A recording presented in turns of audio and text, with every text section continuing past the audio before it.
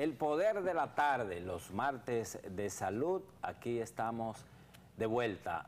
Señores, las redes sociales nosotros colgamos los contenidos y ahí ustedes van a ver toda esta consulta gratis que nos da el doctor Cambiaso más nuestros distinguidos invitados. Ustedes lo ven ahí cuando acabe el programa. El poder de la tarde, @ el poder de la tarde en Instagram y en YouTube, el poder de la tarde.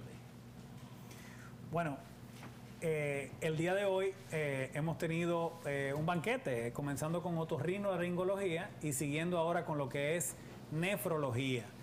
Vamos a pasar a una importante cápsula a propósito del Día Mundial del Riñón. En ese sentido, la cápsula, por favor, señor director.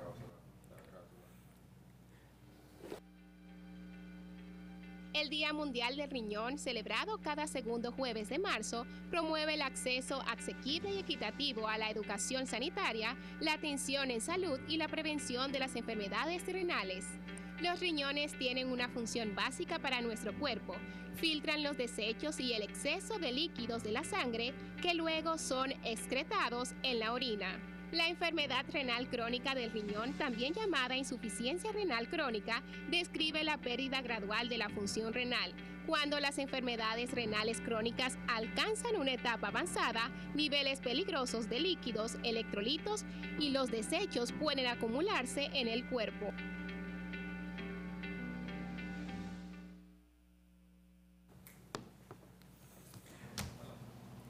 Muy buenas tardes nuevamente. Venimos ahora con la doctora María Caraballo, quien es médico internista, nefróloga, formada en el Hospital Central de las Fuerzas Armadas, pero que también ejerce a nivel privado en diferentes centros, como la clínica UCE, entre otros. Doctor, un placer estar aquí con usted. Encantada, gracias por la invitación. Yo quiero la primera pregunta. Claro. Doctora, ¿cuáles son las principales enfermedades renales o padecimientos renales por los cuales los pacientes van a las consultas? La principal causa de las visitas a nuestra consulta son pacientes derivados de otras especialidades, como endocrinología, los pacientes diabéticos. La diabetes es la principal causa de daño renal a nivel mundial. Luego sigue la hipertensión arterial, los cálculos renales y diferentes molestias, pero las más principales son esas. Wow. O sea, no hay digamos, un enfermo per se directo que diga, bueno, déjame chequearme los riñones. Generalmente son diabéticos. Eso sería lo ideal, que un paciente pudiera ir a la consulta nuestra atendiendo que la salud renal es importante con fines de evaluación renal. Pero sin embargo no es así. Los pacientes son derivados a una etapa ya muy avanzada de la enfermedad, que eso precisamente es lo que en el transcurso del tiempo ha provocado que el diagnóstico no se haga en el momento a tiempo y obviamente el tratamiento se prolongue y el pronóstico de esos pacientes pues empeore. ¿Y en qué puede generar un diagnóstico tardío de una enfermedad renal? Que tengamos menos oportunidades para tratarla y obviamente la evolución no sea tan satisfactoria y que ya llegue en el momento de tomar conducta de sustitución renal, lo que la gente conoce comúnmente como diálisis. Como diálisis. Así es un proceso un poco difícil para los enfermos renales. Así es, difícil para todos, para el paciente, para la familia, para el Estado, para el presupuesto de salud. Entonces, pero sin embargo, antes de existir esas terapias, el pronóstico era peor. Entonces son terapias que hay que usarlas cuando ya no tenemos otros recursos. Sí, doctora, nosotros aquí en el programa llevamos siempre una campaña de tomar agua, de que la gente tome agua. Nosotros tomamos muchísima agua. ¿Y cuál es la relación directa entre tomar poca agua y enfermarse del riñón? Bueno, básicamente nosotros somos alrededor del 60% agua. Okay. Entonces, es como yo siempre pongo el ejemplo con mis pacientes, es como un tanque. Si le sacas, si no vuelves a entrar, pues obviamente no quedamos secos. Eso pasa con el riñón. Al verse deshidratado, hay otras funciones que él intenta suplir sin tener esa hidratación adecuada y obviamente comienza eso de al traste con su función.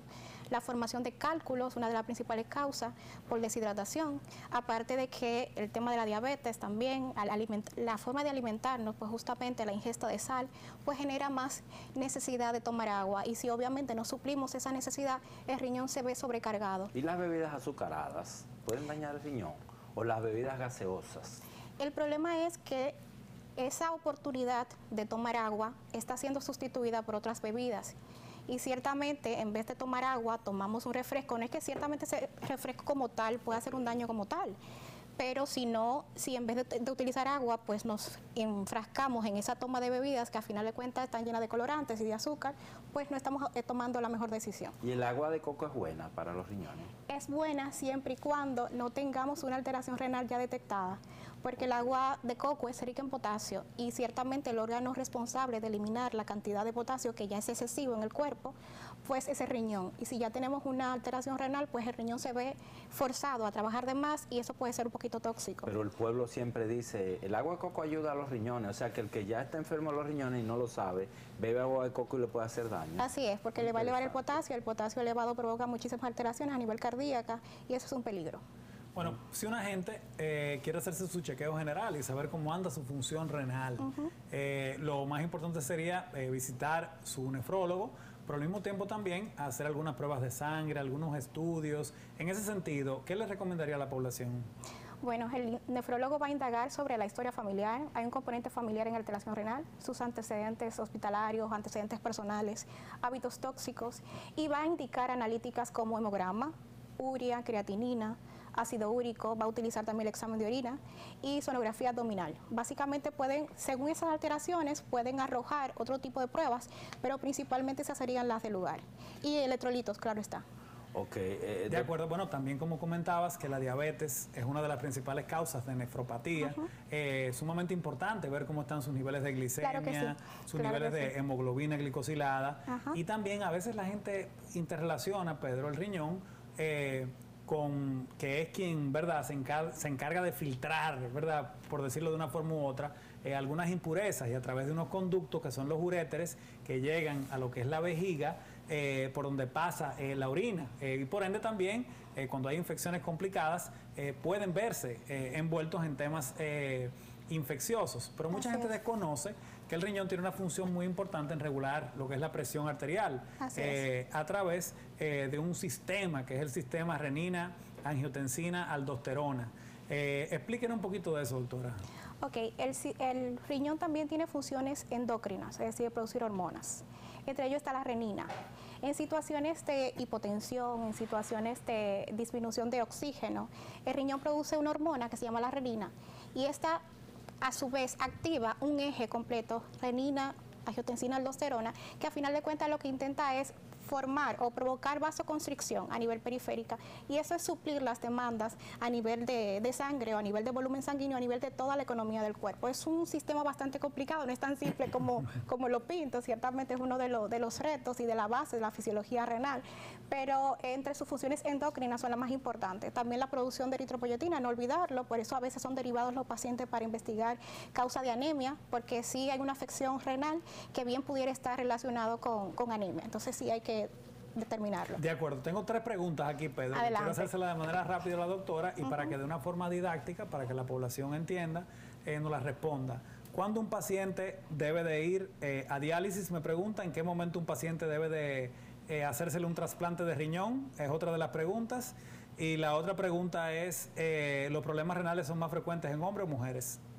Con relación al sexo no hay diferencia. Ciertamente ambos sexos podemos ser igualmente afectados. La enfermedad renal crónica tiene estadios de esta enfermedad, van del 1 al 5.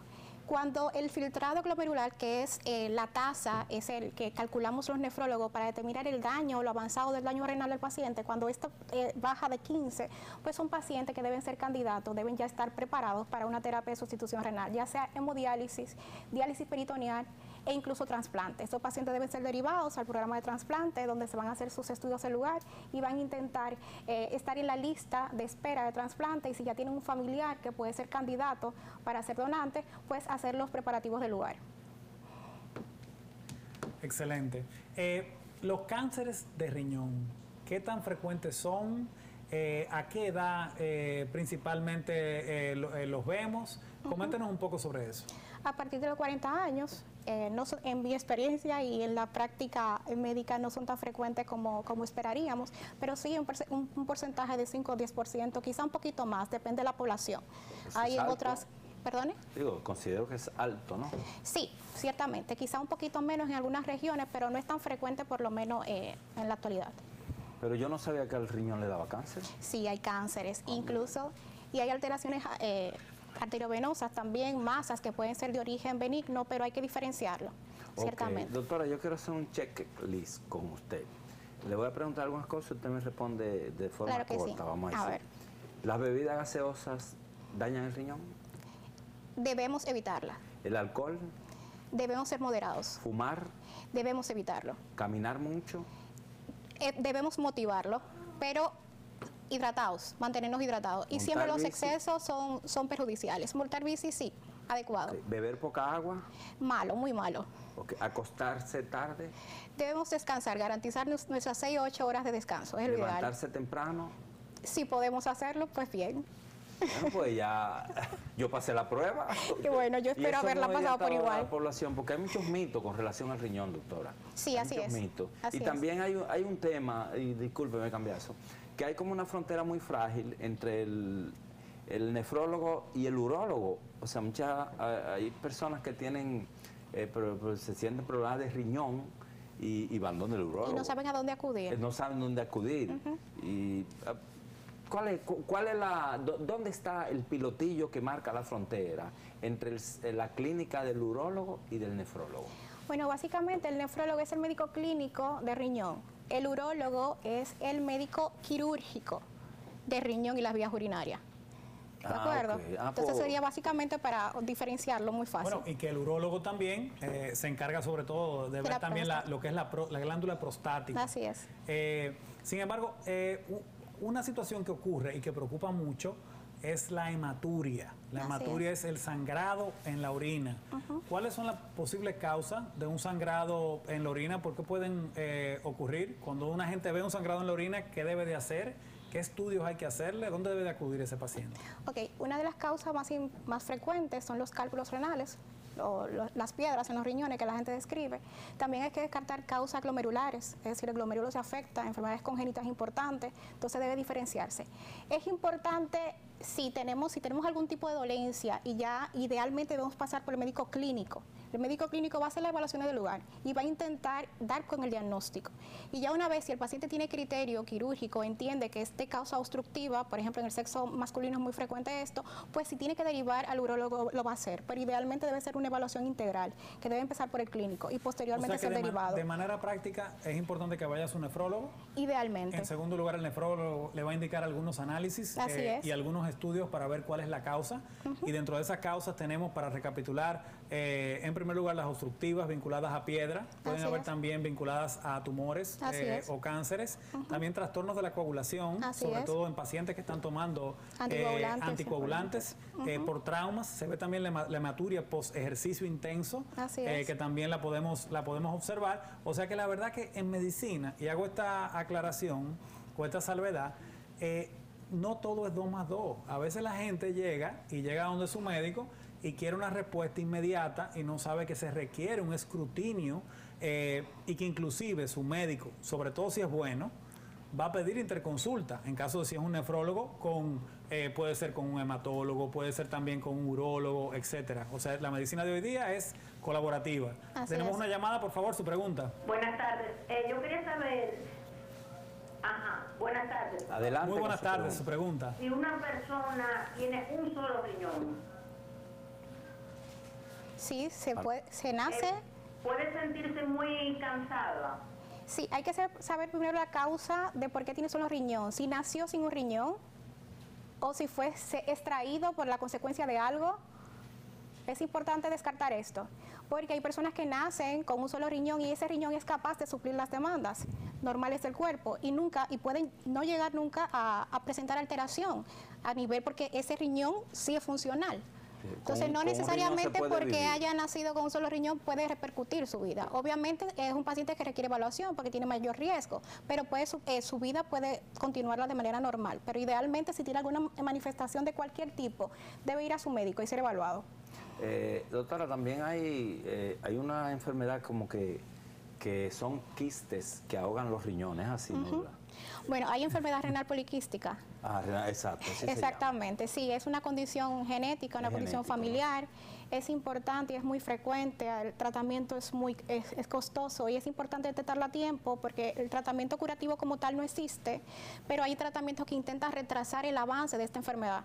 Entonces también tiene componente a nivel vascular que hay que descartar porque puede haber malformación arteriovenosa a nivel de otros órganos. Entonces es importante que ese paciente sea evaluado de manera integral y poder así disminuir el riesgo de progresión a enfermedad renal crónica, que es la meta. Pero si es genético no se previene, se retrasa. Se retrasa y lo más importante es detectarlo. Bueno, tenemos otra pregunta, por favor. La pregunta mía es para la doctora. Ajá. Yo quería saber, yo tengo aquí mi análisis que me hicieron últimamente en los riñones y me salió la creatinina en 85. Es un error, la creatinina no le salió así. El nitrógeno. ¿Pero en 85 o en 0.85? ¿En 85 o en 0. 0.85. El nitrógeno ureico me salió en 16.94. Ok. Pero entonces la preocupación mía es que de madrugada orino mucho y no sé si eso le hace daño al riñón. Ajá. Primero hay que saber qué edad tiene. Es muy probable que después de cierta edad esas manifestaciones sean más de origen prostático que el del mismo riñón. Entonces es importante que sea evaluado por su médico y posteriormente si tiene que ser derivado a un urólogo, pues igual lo será. Hay pruebas que se pudiera hacer, como lo que son el PSA total, el PSA libre, e inclusive también una sonografía abdominal no está de más, y pélvica, donde podemos observar el riñón, cómo se encuentra, y también, aunque sea un pantallazo en la pélvica, de la vejiga y de la próstata.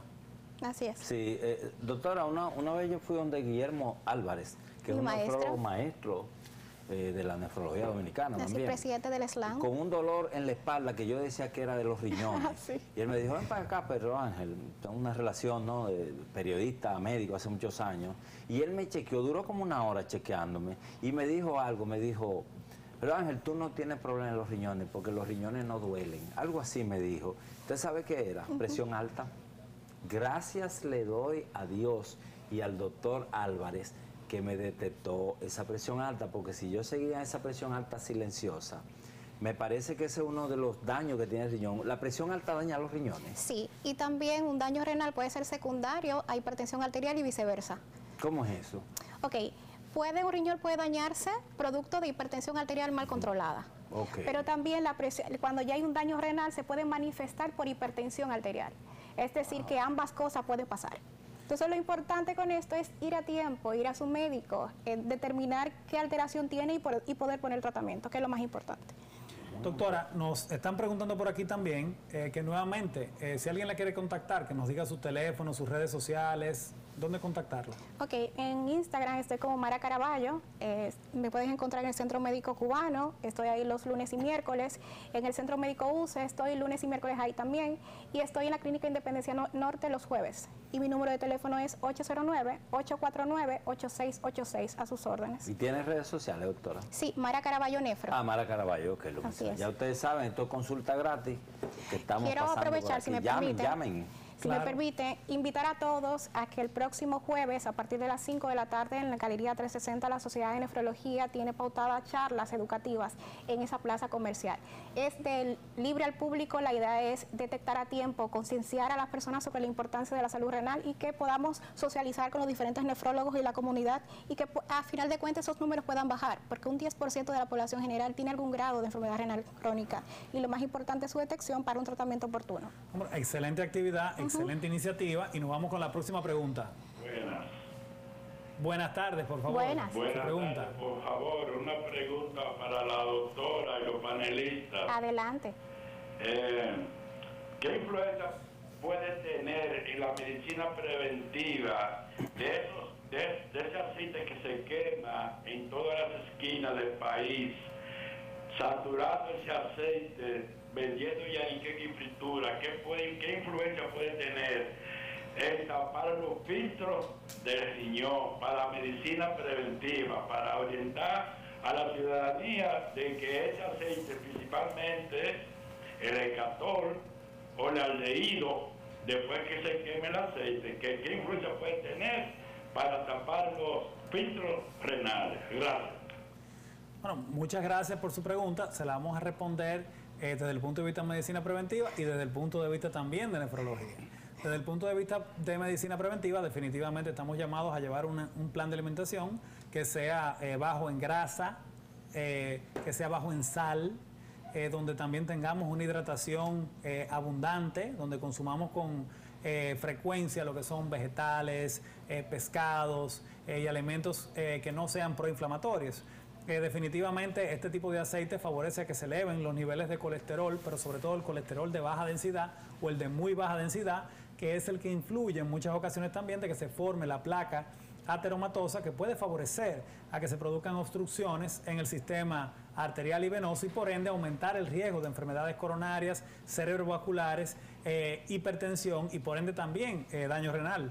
Ahora le paso la palabra a nuestra nefróloga invitada. Todo lo que afecte la economía total del cuerpo va a afectar de una u otra manera al riñón.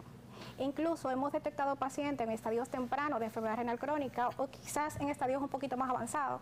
Y un simple cambio, bueno, la palabra simple quizás no tenga cabida aquí, pero un cambio en la alimentación que se genera con cambios paulatinos, porque no son cosas drásticas, sino paulatinamente, pueden cambiar, puede pasar de un estadio más avanzado de enfermedad a un estadio inferior. Es decir, un paciente inicialmente puede llegar con un estadio 3 y después de cambios en la alimentación llegar a un estadio 1, estadio 2. Entonces eso es positivo. Básicamente una alimentación saludable es importante para cualquier enfermedad. Y beber mucha agua, Miren, vamos a mencionar las redes sociales de nuestro programa. @El Poder de la Tarde en Instagram y El Poder de la Tarde en YouTube. Ahí colgamos nuestros contenidos, ahí nos pueden preparar preguntas y comentarios. Estamos a su disposición, síganos. Bueno, tenemos otra llamada, por favor su pregunta. Por favor su pregunta. Bueno, doctora, me interesa si le puede dar a la población general 5 o, por decir un número, o consejos, cómo puede cuidar su salud renal. Ok, este año el Día Mundial del Riñón tiene como eslogan Salud Renal para Todos y ha motivado lo que se llaman reglas de oro para contribuir con la salud renal. Una vida activa, es decir, movilizar las actividades físicas son ideales, mantenernos hidratados, no fumar, evitar automedicarse, eso es sumamente importantísimo. ¿Por qué? Porque hay fármacos que si bien ya nuestro riñón tiene una afección renal, pues utilizar ese tipo de fármacos van a empeorar nuestra falla renal.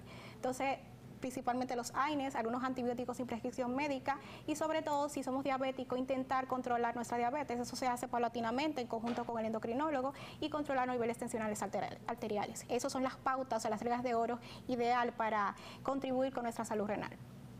Ah, pues fíjense qué bien. ¿Y la sal? ¿Usted no mencionó la sal? Sí, en la alimentación saludable, precisamente ya hace un ratito tocamos el tema de la sal, sí hay que consumir bajo de sal, ciertamente, para control de la presión arterial en los pacientes diabéticos y obviamente en los pacientes renales.